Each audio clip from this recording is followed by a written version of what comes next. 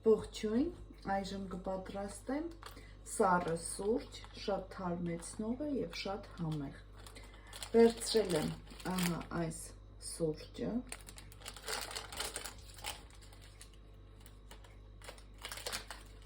կլցնեմ բաժակի մեջ, կավելացնեմ եռման ջուր, մոտ 200 մլ, այստեղ չափերը նշված է, և կհարեմ։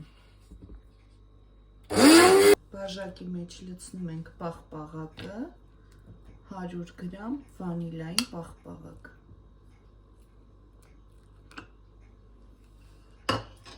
Եվ վրայից ավելացնում ենք մեր սուրճը։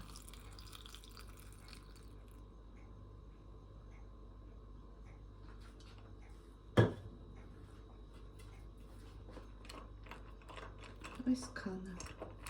ստացվեց շատ համեղ ամառային թարմեցնող սուրճ։